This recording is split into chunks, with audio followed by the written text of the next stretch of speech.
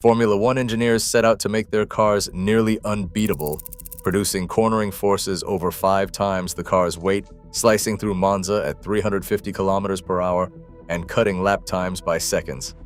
But every leap in speed came at a hidden cost. The faster these machines became, the dirtier the air left behind, stripping nearly half the downforce from anyone following closely. In a sport where 70% of victories go to those who start up front, teams learn to weaponize the very atmosphere, turning clean airflow into a barrier against overtaking. This wasn't an accident. It was an arms race where turbulence became the ultimate defense. But how did racing's pursuit of perfection engineer its own overtaking crisis? And why is the solution even more complex than the problem? Close behind a Formula One car, the numbers turned punishing. In 2019, FIA wind tunnel and CFD studies confirmed what drivers had long felt in their hands. At just 5 meters behind, a following car loses nearly half, 47% of its total downforce. Even at 10 meters, the penalty remains severe, with a 35% loss. These are not theoretical figures, they translate to immediate understeer, a steering wheel that feels numb, and a car that simply won't stick to the road. The lead car, meanwhile, enjoys the full benefit of stable, high-energy airflow. In a sport where grip equals lap time and lap time equals track position, this invisible wall of turbulence becomes the most effective defense on the grid. The advantage is so potent that over the past decade, more than 70% of race winners have started from the front row. That is not coincidence, it is the mathematical outcome of clean air. Once out front, a driver can control the race pace, keep tire temperatures in the sweet spot, and avoid the overheating and sliding that plague anyone trapped in the wake. The air itself becomes a strategic asset, rationed by position and weaponized by design. Drag too plays its part. At speeds above 300 kilometers per hour, aerodynamic drag accounts for roughly 80% of all resistance a Formula One car faces. The physics are relentless. Drag increases with the square of speed, so every extra kilometer per hour demands exponentially more power. Teams chase downforce for cornering grip, but each new wing or barge board also adds drag, making the car hungrier for clean air and more punishing for anyone behind. This is the hinge on which modern Formula One pivots. The numbers are not just statistics, they are the reason pole position is so fiercely contested, the reason overtaking has become an engineering puzzle, and the reason the air itself is now the most valuable and most contested territory on the circuit. At racing speed, the numbers defy ordinary intuition. A Formula One car weighing just 798 kilograms can press itself into the tarmac with more than 3,000 kilograms of downforce, over 3 times its own mass. This invisible grip is the reason these machines corner at more than 5G, flinging drivers sideways with forces that would shred the tires off a road car in seconds. But this power does not come free.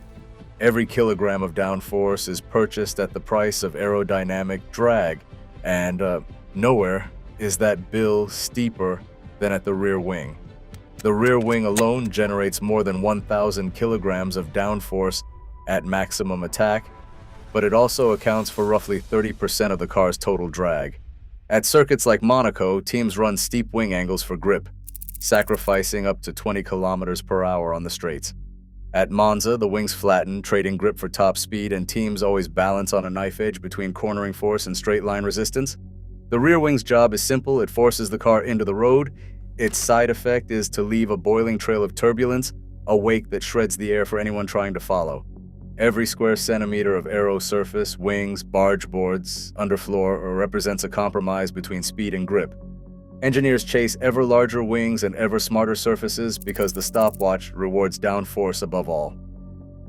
And the car in clean air gets the full benefit: stable, high energy flow, maximum grip.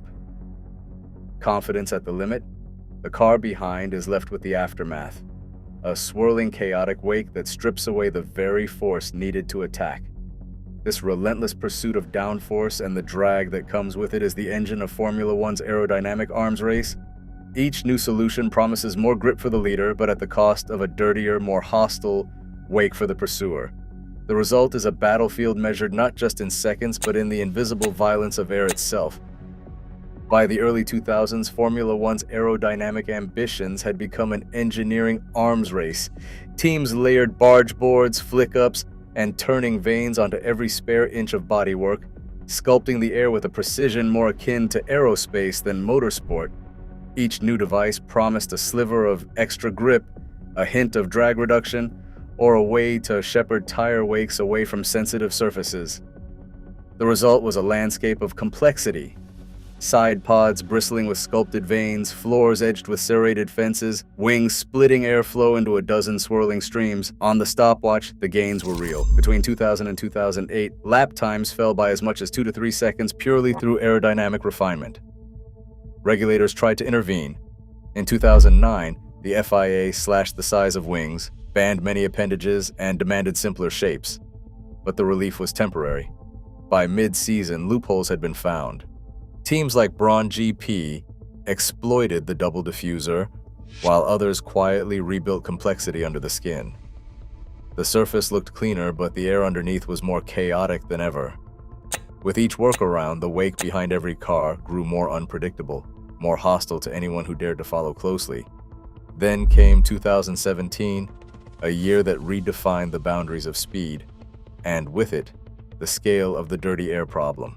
Regulations widened the cars by 200 millimeters, enlarged the wings and diffusers, and brought back the barge board era in full force. The stopwatch told a stunning story. Lap times plunged by 3 to 5 seconds almost overnight. Cars like the Mercedes W08 and Ferrari SF70H became rolling wind tunnels, their barge boards and floor edges slicing the air into ribbons of turbulence. Drivers spoke of grip that felt limitless in clean air, but vanished the moment they tucked in behind a rival. The paradox was now impossible to ignore. Every device that made a car faster in isolation made it harder for anyone to follow. The pursuit of speed had created a new kind of barrier, not a wall of concrete, but a wall of chaos in the air itself. And the faster the cars became, the more impenetrable that wall grew. On the straights, a following car can still find opportunity in the wake. The slipstream, long a staple of racing tactics, offers a fleeting advantage. As the lead car punches a hole through the air, it leaves behind a low-pressure corridor. Tucked inside the slipstream, the pursuer faces less aerodynamic drag and can gain as much as 10 to 20 kilometers per hour before reaching the next corner. For a moment, the air turns from enemy to ally. But this advantage is a mirage. As soon as the cars brake and turn in, the wake turns hostile. The same turbulence that slashed drag on the straight now strips away downforce in the corner, robbing the following car of grip and confidence. The driver who dared to close up finds the steering going light, the front tires sliding wide, and the attack evaporating before it begins. The slipstream hands out speed only to snatch away the ability to use it where it matters most. By the late 2000s, this contradiction had become impossible to ignore. Overtaking plummeted and races settled into processions. The sport needed a fix, but the solution arrived not from the wind tunnel, but from the rulebook. In 2011, the drag reduction system, DRS, made its debut. The premise was simple. In designated zones, a driver within 1 second of the car ahead could open a movable flap on the rear wing. This mechanical intervention cut rear wing drag by 20 to 25%, delivering a top speed boost of 10 to 15 kilometers per hour. DRS made overtaking possible again, at least on paper. Yet DRS was always a bandage, not a cure. It worked only in straight lines, only in specific zones, and only when the gap was already small. In the corners where the dirty air problem truly bites, nothing changed. The following car still lost downforce, still overheated its tires, and still had to back off to cool brakes and engine. The paradox persisted. The air behind a Formula One car could grant a slingshot, but it just as often delivered a dead end. The rules had found a way to patch over the symptoms, but the cause, the relentless pursuit of aerodynamic supremacy, remained untouched. Heat is the silent saboteur in the world of dirty air. When a car tucks in behind another, the turbulence does not just steal grip, it starves the radiators and brake ducts of the steady high-pressure airflow they need to keep temperatures in check. The numbers are stark. Side pod mass flow, can drop by as much as 20 to 30% in a heavy wake. Brake discs that run comfortably at 500 degrees Celsius in clean air can spike by 30, even 50 degrees within a handful of laps. Engine oil and water temperatures climb relentlessly, sometimes by 20 to 40 degrees, as the cooling system chokes on the swirling chaos left by the car ahead. This is not a theoretical risk. Race engineers monitor thermal sensors in real time, watching as readings creep toward danger zones. Exhaust gases surge past 2,000 degrees Celsius, and even the most robust carbon ceramic brakes threaten to fade or fracture if the airflow does not recover. In the cockpit, drivers get the warning: lift and coast. The message is simple: back off, let the car breathe, or risk catastrophic failure. In the heat of Singapore or Bahrain, it is common to see drivers drop 2, even 3 seconds off the pace just to keep the engine and brakes alive. Every attack becomes a gamble. Get too close, and the penalty is not just a loss of grip, it is a spike in temperature that can end a race. The invisible wall of dirty air does not just defend position, it weaponizes reliability, forcing even the fastest car to retreat when the numbers cross the red line. The paradox is clear. In Formula One, chasing victory means knowing exactly when to back down. Tires in Formula One live and die by temperature. Pirelli engineers set the window to 90 to 110 degrees Celsius. Stray outside that range and the compound turns against you. Too cold and grip vanishes. Too hot, and the surface smears, blisters, or peels away in strips. Dirty air is the silent trigger. When a driver slips into the wake of a rival, the front tires lose downforce and start to slide. Friction builds heat, and within a handful of corners, the thermometer surges past the safe zone. The result is a vicious spiral. Less grip leads to more sliding leads to more heat, and more heat destroys the tires even faster. Race strategists watch the numbers climb on their screens. A single lap stuck in turbulence can push surface temperatures 10, even 15 degrees above target. The driver, desperate to stay close, fights a car that feels greasy and unpredictable. A former pit wall engineer says you get one shot, maybe two. After that, the tires are cooked. The attack is over. Pirelli's data backs this up. At 120 degrees, grip falls off a cliff. The following car's lap times balloon, forcing an early pit stop, sometimes 10 laps sooner than planned. Teams gamble on undercuts, split strategies, or simply back off and wait for clean air. The front runner, meanwhile, stretches the stint, keeping tires alive in undisturbed flow. In this invisible battle, the air is both shield and sword. Every failed attack leaves the pursuer weaker, the leader stronger, and the race increasingly decided not by bravery, but by the numbers on a thermal sensor. In 2022, Formula One drew a line through decades of aerodynamic escalation. The FIA's technical directive landed with rare clarity: reset the rules, cut the chaos, and make the air behind each car less hostile. The target was precise: reduce the following car's downforce loss to just 18 to 20% at one car length, a dramatic drop from the 47% seen in the final years of the old era. The mechanism for this reset was as radical as the goal. Barge boards, those intricate fences that once shepherded turbulence outwards, were banned outright. Front and rear wings were simplified, their shapes prescribed to minimize outwash and the violent vortices that had plagued the sport. But the real revolution happened under the floor.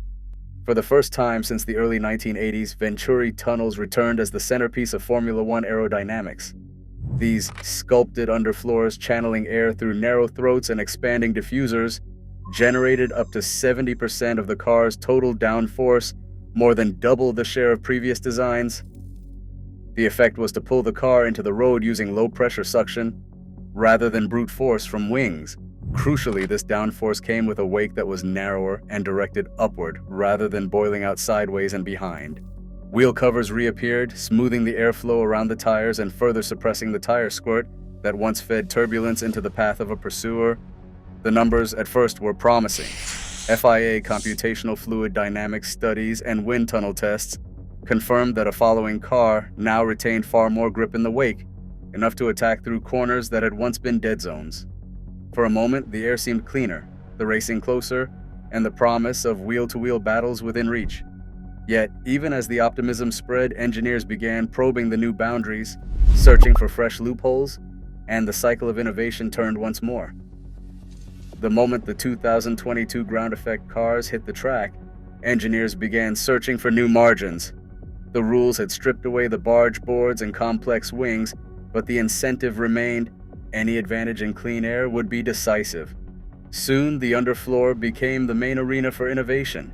Teams sculpted the floor edges to generate powerful vortices, spinning tubes of air that could seal the floor, boost downforce, and recover lost grip. These edge vortices were not in the spirit of the rules, but they were not forbidden either. With each race, the effect grew. By late 2023, floor updates from Red Bull and McLaren drew scrutiny for their ability to channel airflow with surgical precision, restoring much of the lost performance, and, inevitably, reshaping the wake behind each car. Regulators responded with technical clarifications, trying to close loopholes before they widened, yet every attempt to prescribe a cleaner wake was met by a new countermeasure. The FIA's own data showed that just a year after the reset, downforce loss for a following car had crept back up, sometimes as high as 35% in corners, eroding the early promise of close racing. The cycle was unmistakable: the quest for downforce, the manipulation of air, the weaponization of the wake. Each was a rational response to the logic of competition. In Formula One, the rules may change, but the atmosphere remains a battlefield, shaped and reshaped by the relentless drive to win. Every lap, the battle isn't just car against car, it's a war for control of the AIR itself. Even after the 2022 reset, turbulent wakes still decide who attacks and who chases. The numbers are a 47% loss of downforce, and 70% of front row starts become wins. They are not just statistics, they are the invisible grip shaping every fight. In Formula One, even the atmosphere is engineered for advantage. The contest never really leaves the wind tunnel. Formula One is full of hidden systems like this, and once you see them, you start to realize how much more there is beneath the surface. You can find more videos on this channel breaking down how Formula One really works.